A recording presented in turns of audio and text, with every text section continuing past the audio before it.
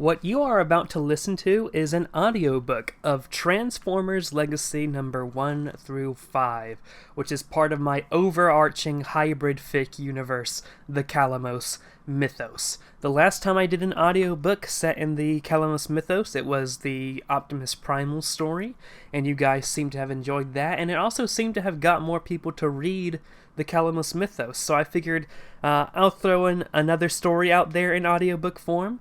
It's kind of a bit more continuity focused than the Optimus Primal story, but whatever. If you don't know what the Calamos mythos is or anything about that, if it sounds like I'm talking alien right now, check out all the links in the description. They will help set the stage for you so you can know what's going on. The Transformers Legacy series was made to follow up, to continue my Transformers series that had started in a series simply titled Transformers.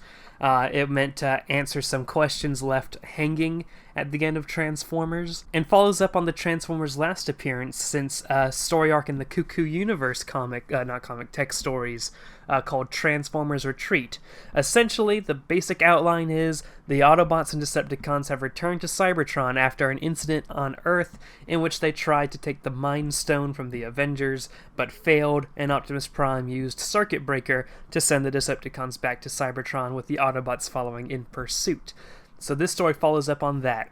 Some other continuity points to mention is that throughout most of the Transformers series, Megatron was actually a clone of Megatron, and the real one was kept captive by Lord Straxus, who was having a coup to take over the Decepticons himself, but then Straxus fell into the planet's core, seemingly died, while the real Megatron took his place and defeated his clone, and took command of the Decepticons on Earth again.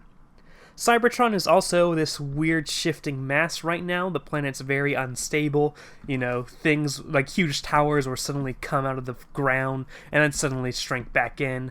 And likewise, random tunnels will open up and what have you. There's a section of this audiobook that just focuses on Shockwave's history in the Calamos mythos. This is because there was a question left open at the end of my previous Transformers series where Shockwave was just kind of there without any proper explanation, him and the Dinobots.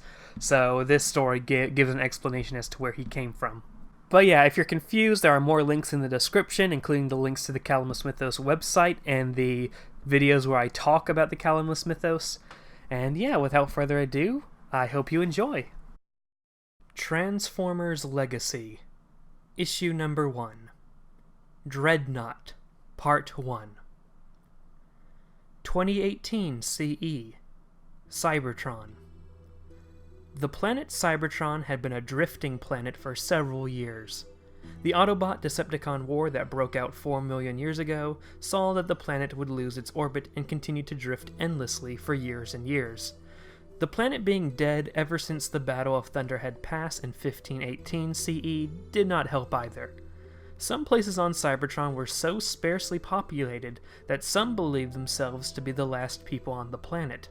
But make no mistake, the war is alive and well as the Decepticons and Autobots fight each other across the planet while the planet itself undergoes changes in its very geography.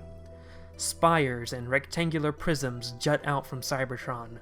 It was clear that these structures and obtrusions were not natural.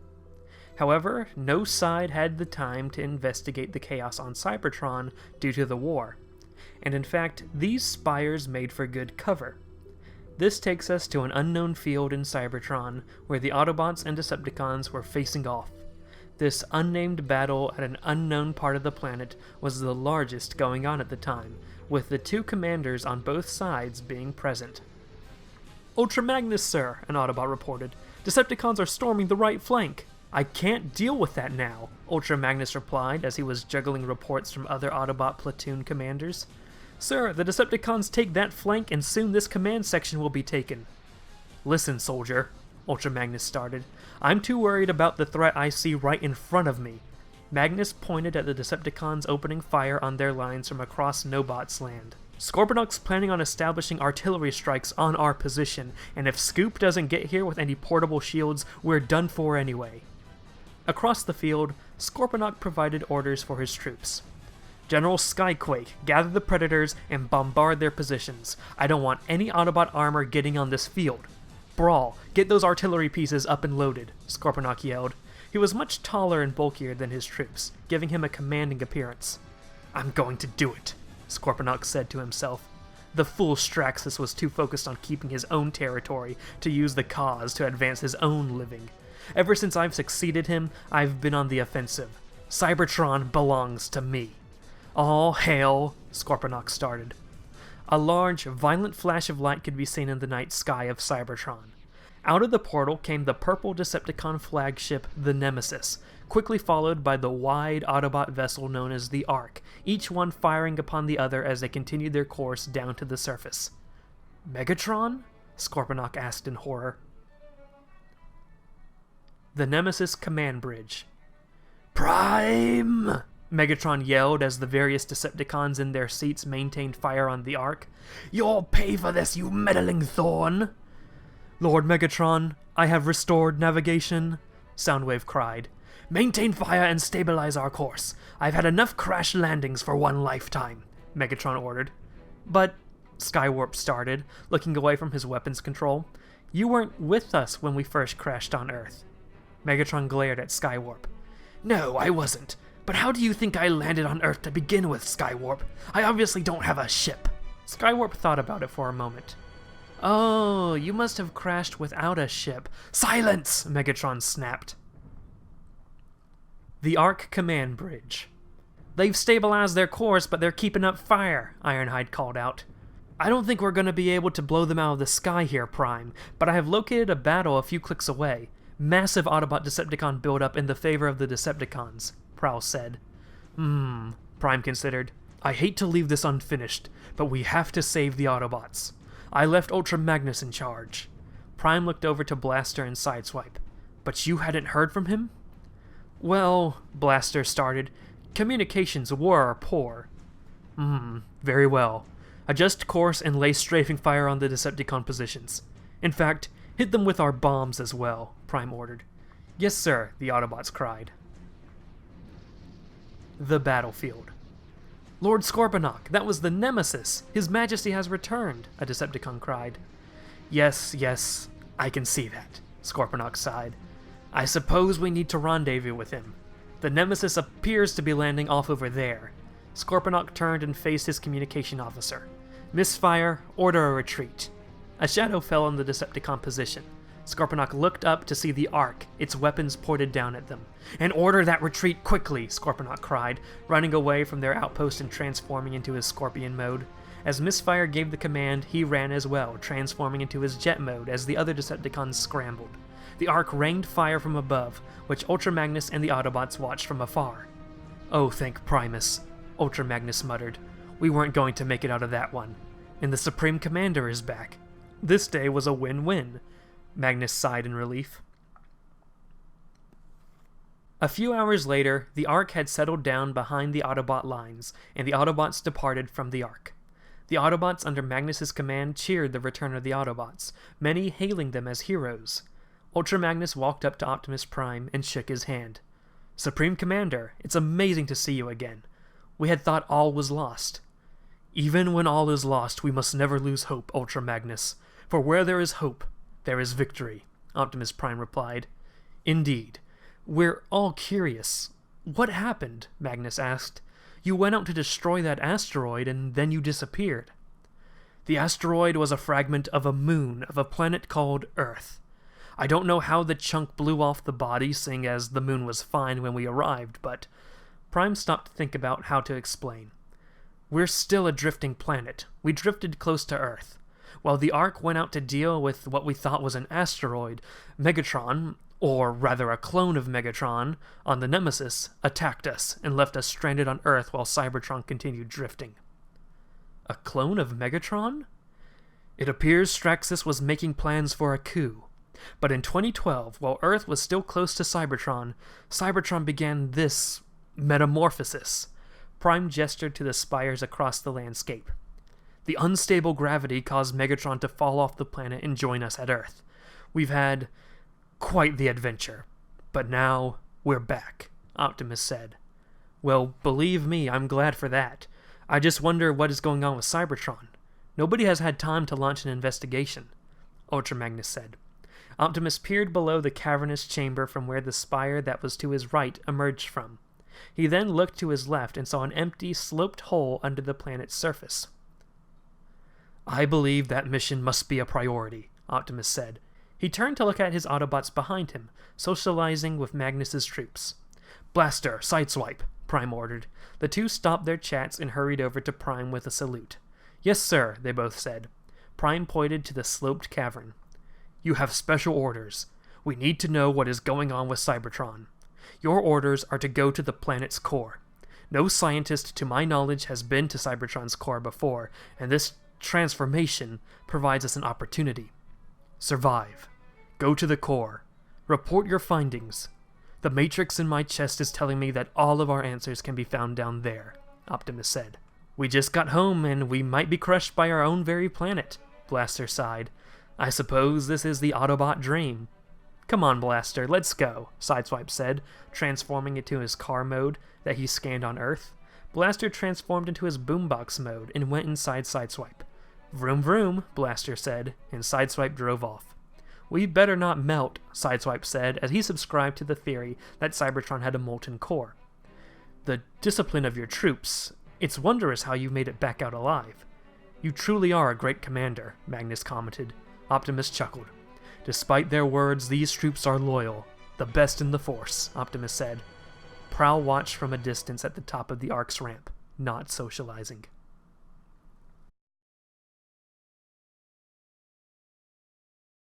Transformers Legacy Issue 2 Dreadnought Part 2 2018 CE Cybertron. The Nemesis lowered itself slowly onto the metallic surface of Cybertron. Landing gear emerged, and soon the ship landed peacefully on the ground. Peacefully, a concept loathed by the passengers of the vessel. A ramp lowered down, and out stepped Megatron and his Decepticons. Megatron and his forces walked down the ramp. Megatron looked around at the dark, war-torn landscape. "Ah, Cybertron, we're home," Megatron said. A smile was on his face until it died away. This was not the triumphant return Megatron had envisioned. A shame he came back home empty-handed, having failed to secure the Mind Infinity Stone on Earth. His troops had returned to a dead world without succeeding in killing Optimus Prime's Autobots. For all intents and purposes, the last few years had been a failure for the Decepticons. "Starscream, I want you to run a diagnostics on the Nemesis. Make sure the personality dampeners on Trypticon are at full %. I have a bad feeling in my spark just before we were shunted to Cybertron," Megatron said to his lieutenant. "Of course, Lord Megatron," Starscream replied, turning around and walking back up the ramp. Starscream's attempts at betraying Megatron failed back on Earth. Thankfully, his betrayal was of the clone of Megatron, and the real Megatron was unaware of his original moves. Starscream wanted to play it cool and play it safe, waiting only for the right opportunity to make his move. Thundercracker followed Starscream, something that Starscream noticed. He knew he was about to get a stern talking to.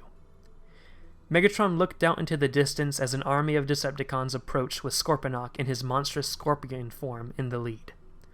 "Well, if it isn't the holder of the mantle," Megatron said to himself. Megatron looked over to Soundwave. "Soundwave, take the troops and begin to build a forward operations base over there." Megatron gestured to a patch of land to the rear of the Nemesis. "Mark up some blueprints for planetary thrusters. I will explain later." Soundwave looked at his commander hesitantly. "As you command, Megatron," Soundwave said, ejecting Frenzy, Rumble, Laserbeak, and Buzzsaw. He then gestured for the other Decepticons, Blitzwing, Octane, Skywarp, and Shockwave, to follow him. By now, Scorponok arrived, transforming. "Hello, Commander," Megatron said to Scorponok. "Lord Megatron, you have been missing for so long, Yes, well, I'm back. Which means I am in command," Megatron said sternly. "Yes, of course, Lord Megatron. I wouldn't dream of—" "Silence! What is the status of your energy reserves?" Megatron asked. "Besides energy charges? We've just started tapping out our artificial Energon conductors," Scorponok replied. Megatron exhaled. "Relinquish all of your conductors to me." "What? Lord Megatron, that will leave us without Energon," Scorponok said. "Do it. Megatron replied. The two officers stared each other down. Misfire, who had now transformed and was at Scorponok's side, nervously looked from Megatron to Scorponok. Very well, Scorponok finally said. Misfire, contact logistics. Sir? Misfire asked. Scorponok swung his claw, sending Misfire flying and hitting the ground hard. Follow orders, Scorponok yelled before walking away. Megatron smiled at the spectacle. On the Nemesis, Starscream was fiddling with the controls to check on the status of Trypticon's mental consciousness. Thundercracker followed him. Starscream, Thundercracker said.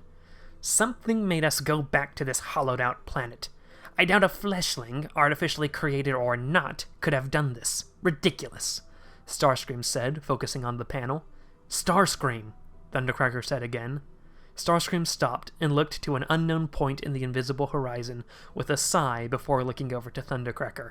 What? What do you want? Starscream asked. We haven't had a chance to talk in private. Just because Megatron doesn't know what you did doesn't mean you didn't do it, Thundercracker glared.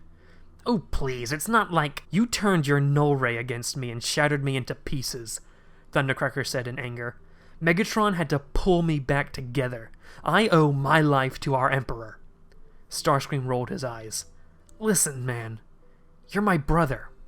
You, me, Skywarp. We're supposed to be in this together. If you have really turned a new leaf after you learned your lesson, then fine. Thundercracker came in with a hug that caused Starscream to tense up. Thundercracker then spoke into Starscream's ear. But Starscream... Thundercracker broke the hug and stepped back and looked Starscream in the eye. If I, for one moment, think you're plotting against Megatron, the real Megatron again, then I will bring you down. Of course, brother, Starscream said. Megatron observed the construction site as the Decepticons worked on constructing cosmic thrusters on the planet. Shockwave took a break from making calculations and approached Megatron.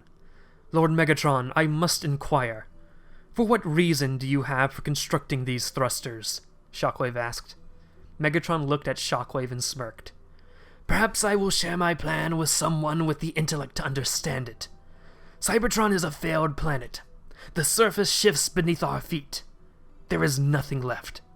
But let's not be wasteful.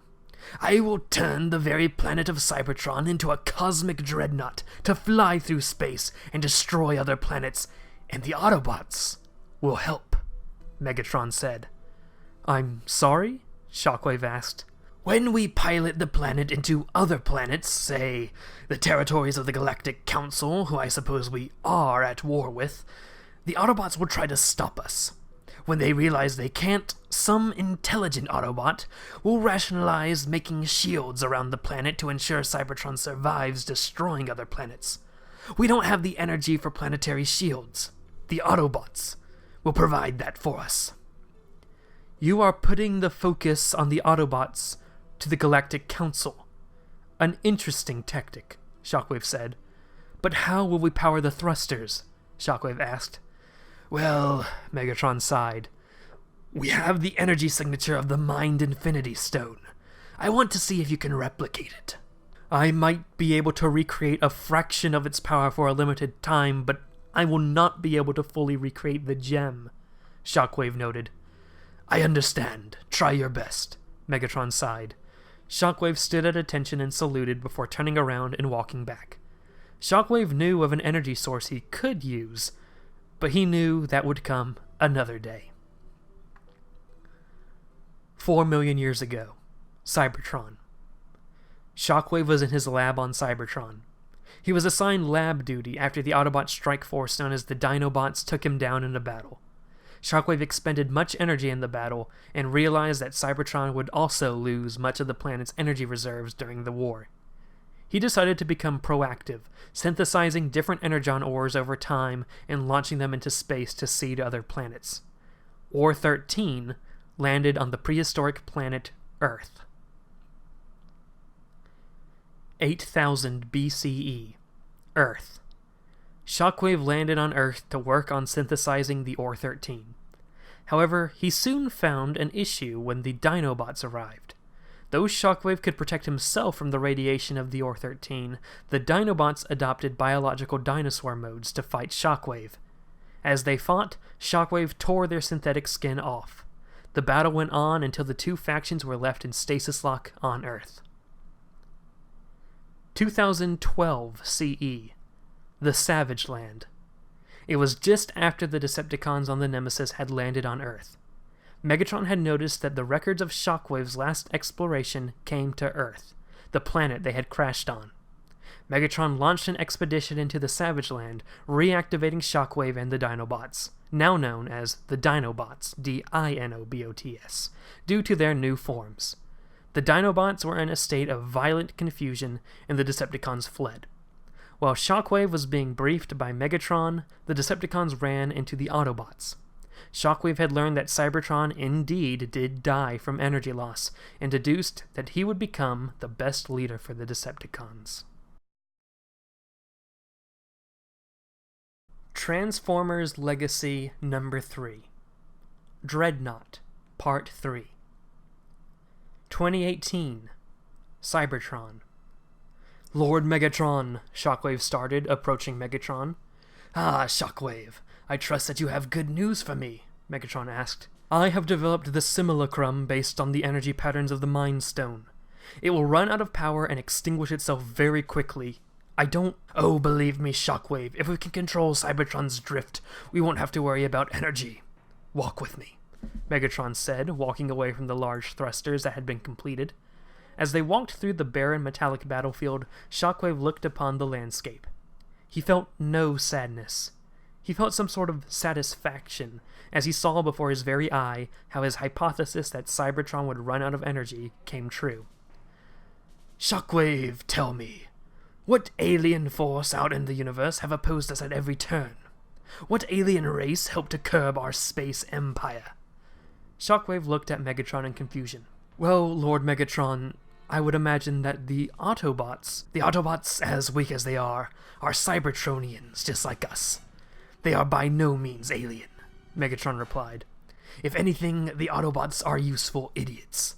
They aren't the real threat, but rather traitors to the true Cybertronian cause. What are we really fighting against when we expand through space? It sounds as if you are referring to the Galactic Council and our strife with them. The Galactic Council, exactly, Megatron replied energetically, stopping in his tracks and making a wide gesture to space. Veracles, Hypermia, Kataria. How many pitted battles have we fought out in the stars with the GC? Megatron lowered his arms.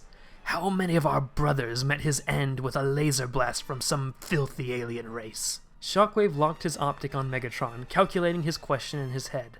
Megatron glanced over at Shockwave to make sure he was listening before returning his gaze to the night sky. However, he recognized that look in Shockwave's eye, causing him to look back at Shockwave. That was rhetorical, Megatron sighed. Ah, apologies, Shockwave replied, turning off his calculating protocols and disconnecting from his database of casualty statistics. Megatron returned his gaze to the sky. The Nemesis had the location of where Cybertron currently is. We're approaching the planet Kunari. Our current path will miss it, but with the thrusters activated we can change that. Kunari. A galactic council planet with a significant amount of resources that can be turned into synthesized Energon, Shockwave observed. The Autobots will try to stop us, of course. They'll come here, Megatron pointed to the massive thrusters which were still visible from where they stood. And they'll fight us. But we'll beat them. They have access to the planetary shields. When it comes to the last moment, even the Autobots will see that we're right, and they'll activate the shields and we will crush Kunari. And then the harvesting begins, Megatron said with a villainous smile. And then we'll come for the Galactic Council. Deep within Cybertron. Blaster and Sideswipe continued their trip deep into Cybertron. Sideswipe remained in vehicle mode, driving down the smooth slope downward to Cybertron's core, occasionally transforming to gain himself the ability to jump before transforming back into car mode in order to handle the sudden changes in the height of the road. Blaster rode inside Sideswipe in boombox mode, and when Sideswipe transformed to robot mode, he would make sure to pull Blaster out and hold him in his minuscule mode. Mass shifting, Sideswipe started the conversation as they both had been fairly silent. their sparks seizing at the thought of the unknown and what they would meet at the core. "Never really considered using it," Sideswipe remarked on Blaster's size-changing ability. "I actually had it outfitted to me during a mission. Ultra Magnus wanted me to infiltrate Cocular to record Megatron and transmit it to Iacon. I got as far as the gates to Kaon before I was detected and attacked. Got out of there real fast." Blaster laughed. "But I thought it was pretty swell, so here I am. Maybe you can record our screams when we either melt in the molten core or find something worse. This is a terrible mission for just 2 people, Sideswipe sighed. "Hey, they sent the 2 best people in the entire Autobot army down here. We're trailblazers." "Then Prime should have looked for Trailbreaker," Sideswipe added. "What's he gonna do, force field his way down to the core? Come on, man," Blaster said. "But, Blaster, neither of us are religious, but you've heard the myth," Sideswipe said in a concerned whisper. "What, that Cybertron is really a massive transformer? And that massive transformer is our god? Tales from our younger days as a species," Blaster dismissed the thought. "Still, if there was a god, and you suddenly met him face to face, what would you do?" Sideswipe asked. "Huh," Blaster said before thinking the question over. "I guess I would have a bone to pick with him." Suddenly, the planet trembled. Sideswipe stopped and transformed. Blaster, emerging from Sideswipe, transformed as well, and they held tightly to the sides of the corridor. "Tremor!" Sideswipe cried. The initial jerk slowly turned into a slow rumble. "Well, the tremors we dealt with before usually ended. They didn't weaken and then continue for, well, forever," Blaster remarked. "Yeah, I think we need to continue our trek, but carefully," Sideswipe said. Temporary Autobot headquarters. "Prime, you'll want to see this," Ironhide cried from his trench. Optimus Prime and Ultra Magnus, who were in a meeting, emerged from their bunkers. "Yes, Ironhide," Optimus started, but he saw what Ironhide was referring to clearly. "Oh." On the horizon, Prime saw the bright burst of the Decepticon thrusters moving the planet. "The Decepticons have created planetary thrusters," Ultra Magnus said in shock. That's not good. "Magnus, rally the troops. We have to eliminate those thrusters, or take control over them to return Cybertron to its rightful place in the Hadeen system," Optimus ordered. "Yes, sir," Magnus said, firing a salute before transforming into his car carrier mode and driving off, broadcasting orders over his loudspeaker. Prowl approached Optimus. "What do you suppose their plan is? Surely they don't care enough to spend the energy to return us to Hadeen?" Prowl asked. I don't know, Prowl," Optimus said. Prowl began to think. Suddenly, he came to a realization. Optimus. They obviously must be running on a temporary power source. They need a more long-term power source. Optimus turned and listened to Prowl, eager to hear his conclusion. "We're near the resource-filled planet of Kunari. They're going to crash Cybertron into the planet and destroy both worlds to harvest the resources," Prowl said in horror. "Oh no," Optimus said under his breath. "Kunari's also a Galactic Council territory. It makes sense. The Decepticons were never able to handle the GC. If you're going to destroy their planet, may as well throw Cybertron away too," Prowl added. "Autobots, transform and roll out," Optimus Prime ordered to his forces, transforming and moving across the trench. Prime, wait," Prowl started, but Optimus had already moved out. Hesitantly, Prowl transformed and followed them. A question was lingering in his head. What if they couldn't stop the Decepticons in time? Would they destroy a planet filled with innocents to preserve Cybertron by turning on the planetary shields? Cybertronian thrusters. Megatron stood at the navigation computer attached to the thrusters. "Well, I must say I have never flown a planet before," Megatron laughed. The Decepticons cheered. Megatron looked over to Shockwave. "I must say, Shockwave, you've done a wonderful job. Now," Megatron inputted data onto the console. "To Kunari." "Autobots incoming across no man's land," Misfire yelled, transforming to robot mode and saluting Megatron. "From the North Vector." Megatron smiled and looked at Misfire. "Tell Scorponok to fight off the Autobots. Under no circumstances are the Autobots allowed to hit the thrusters," Megatron ordered. Misfire saluted before flying off. "Of course," Megatron added to himself, "I doubt they'll have any problems. All hail Megatron."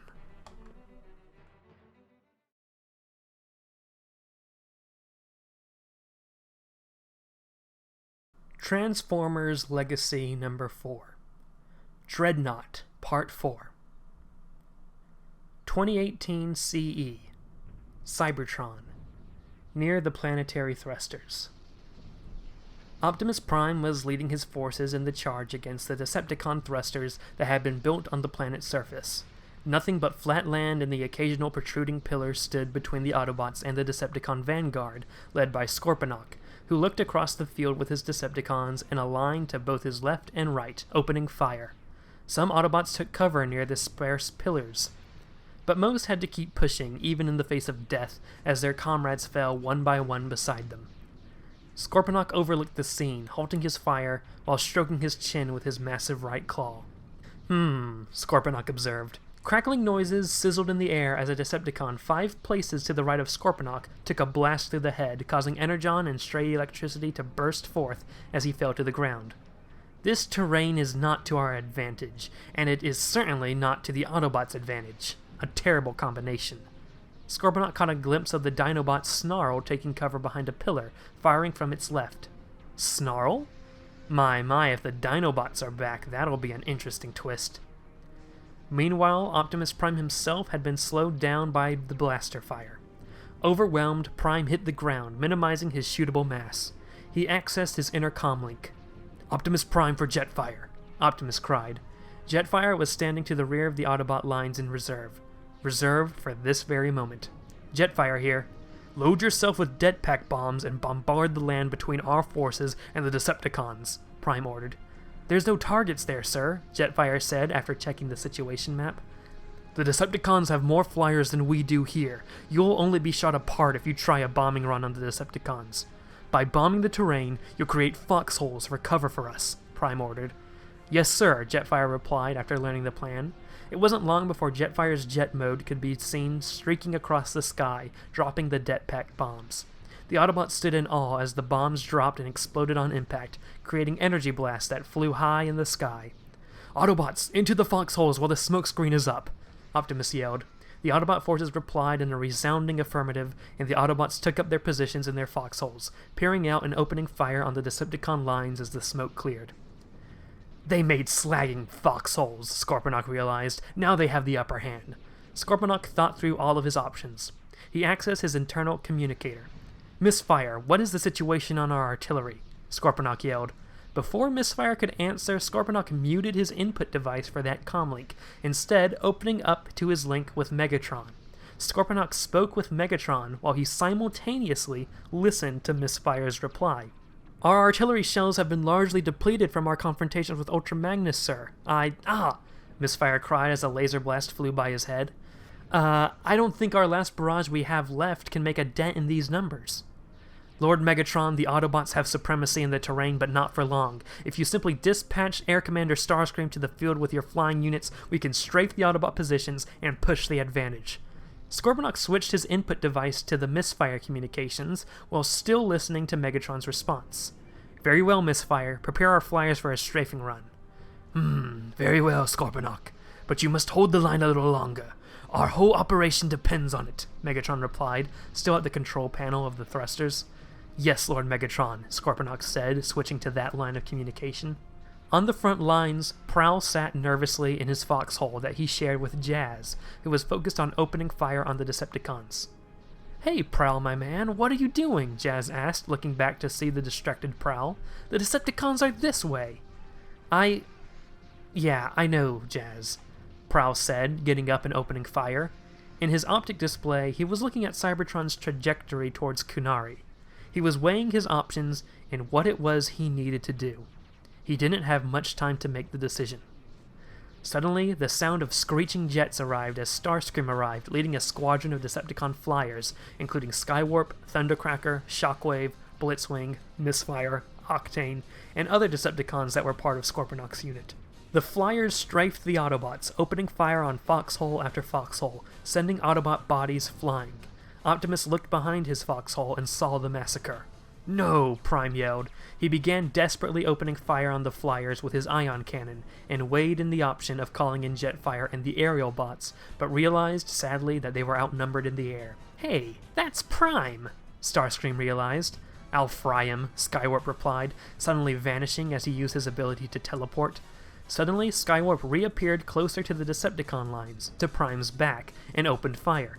Optimus realized he was under attack and quickly turned around, hitting Skywarp square in the nose. Crying out in pain, Skywarp lost control and crashed into the ground. "Optimus," Megatron called, tuning into Prime's frequency. "Megatron, what are you doing? Stop this madness. Deactivate the thrusters." "Oh, I think not," Megatron said. "We will crash into Canary. You'll destroy both our worlds." "Ha! Oh, Prime, of course not. I love Cybertron. And so do you, unless your ramblings are hypocritical. We'll survive the impact." "How could we? Cybertron itself isn't even stable." "The shields, Prime.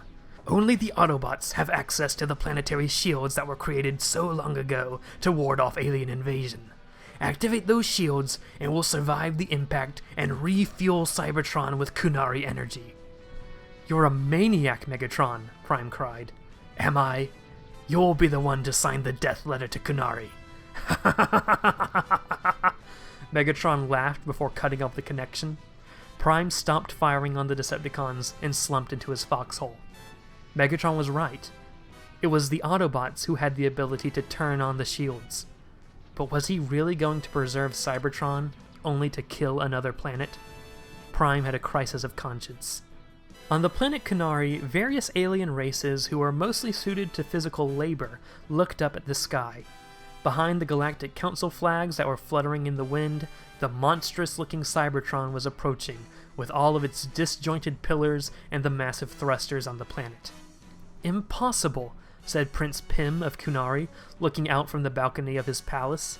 "That's Cybertron. And they're going to ram the planet into us." With horror, Pym called out into the hall. "Jazal!" he cried out to his advisor. "Get me a link to Viceroy Elif." "For what reason do you need to contact the Galactic Council Federal Government? Dear me!" Jazal started, entering the room with his formal Kunarian wear. He was interrupted when he saw the looming Cybertron in the sky.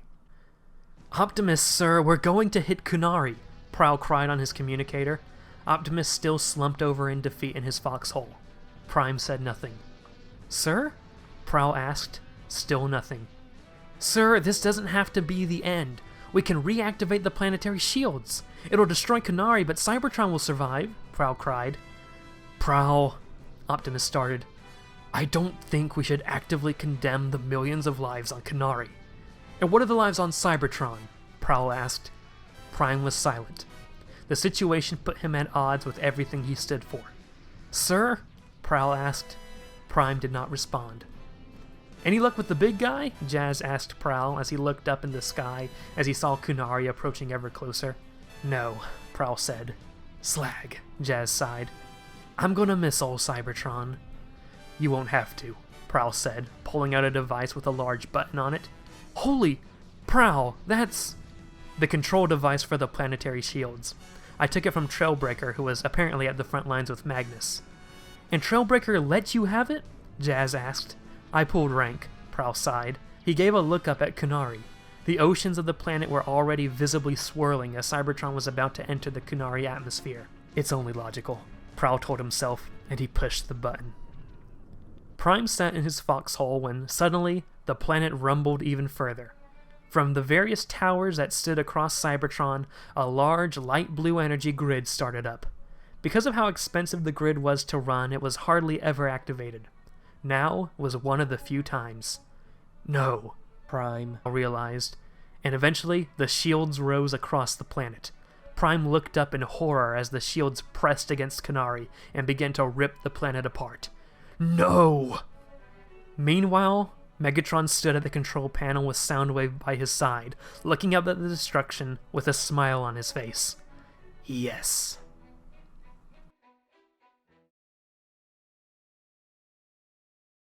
Transformers Legacy Number 5 Dreadnought Part 5 2018 CE Kunari.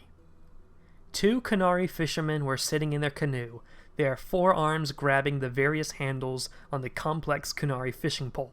However, the fact that they hadn't gotten a bite for the last hour wasn't what was on their mind. They were too bothered at the sight in the sky.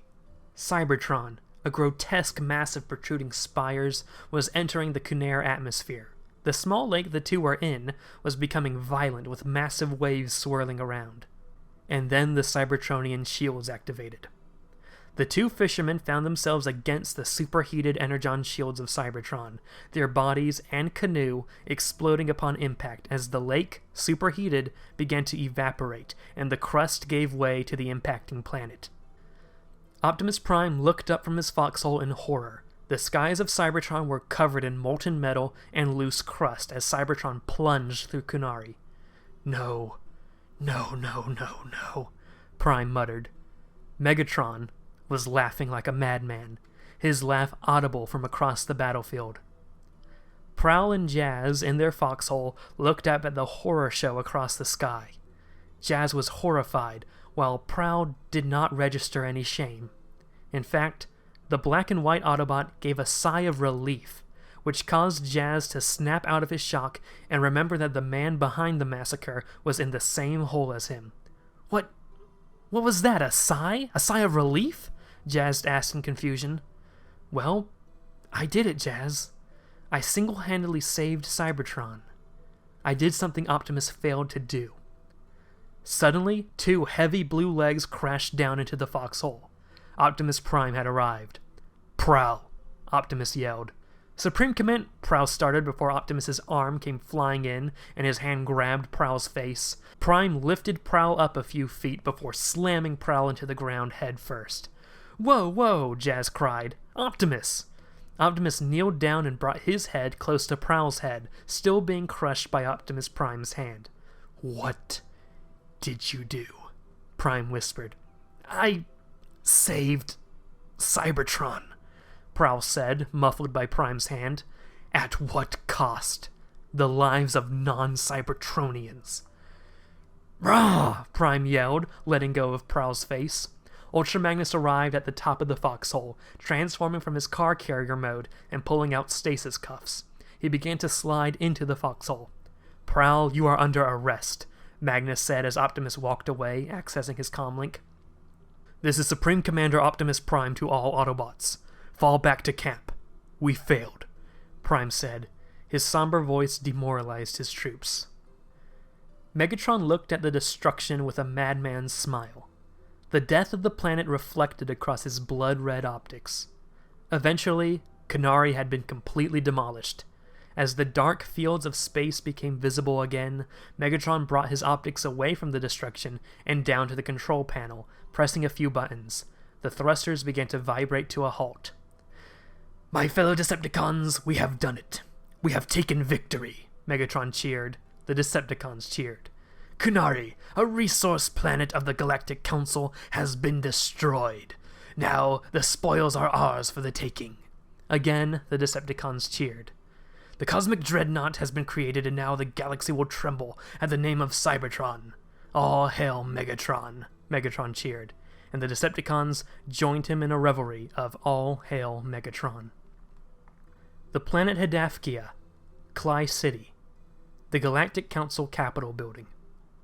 The planet Hedafkia served as the capital of the Galactic Council, and the building in which the Galactic Council made decisions was located there as well.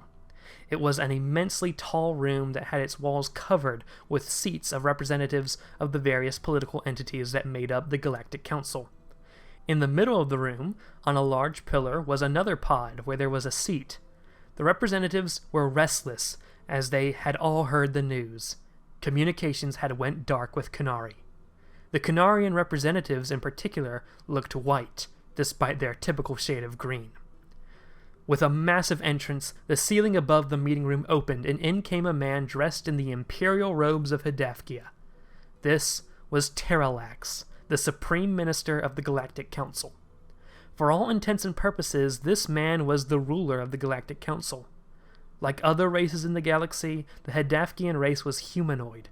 However, unlike Earth's humans, the Hedafkians had piercing red eyes, a bald head, and pointed ears that gave them the derogatory nickname of Space Elf. Terralax entered the room on a hoverbike, parking it by his seat in the council building and taking his seat. With the benefit of a microphone in the pod, Terralax spoke. My fellow members of the Galactic Council, I have grave news. Our scouts have confirmed that Kunari, a resource world on the fringes of the Galactic Council, has been destroyed by the drifting planet Cybertron. With this statement, the Council began to become restless, talking to one another of this terror. Terralax continued speaking and the room quieted down. Our scouts have confirmed that this was a purposeful act committed and ordered by Megatron, Emperor of Destruction of the Decepticon Empire. For those of you who do not remember, the metallic world of Cybertron is in a state of civil war. While one faction, the Autobots, claim to represent the legitimate government of Cybertron before the war, the Decepticons under Megatron have established their own political entity. Cybertron has been a drifting planet for millions of years. However, this ended when Megatron constructed planetary thrusters that allowed him to steer Cybertron into Kunari, destroying it with the planet's planetary shields. To our understanding, the only faction who had access to the shield's controls were the Autobots. The situation is still developing. Nevertheless, the situation in the room was becoming more tense, and many aliens called out to the Supreme Minister, demanding retribution. The Cybertronians have been a thorn in our side for far too long. How long will the Supreme Minister stand by and watch this destruction?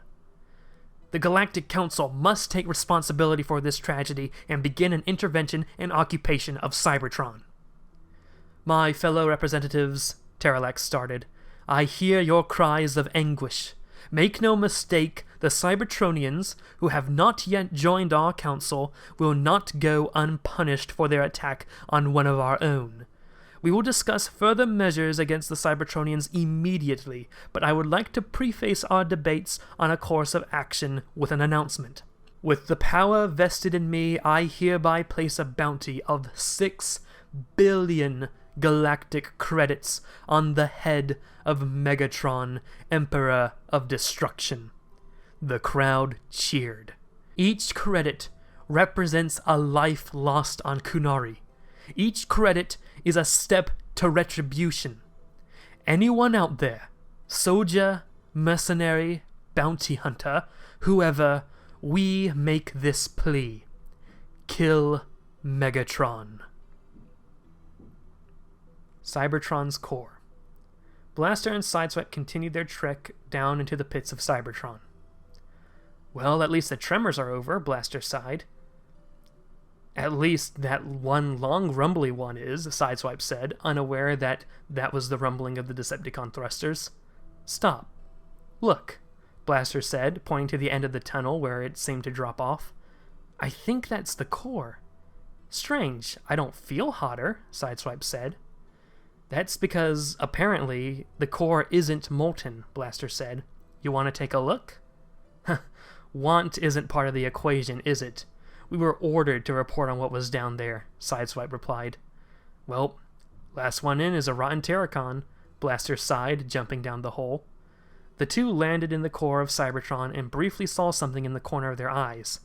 Hey, Blaster, check it, Sideswipe pointed to the body on the floor. Oh man, that's Straxus. Boy, does he look dead, Blaster remarked on the fallen Decepticon leader. Straxus's eyes were as dark and empty as his spark casing. Blaster? What the heck is that? Sideswipe stuttered, raising his arm in a point to the main fixture of the core.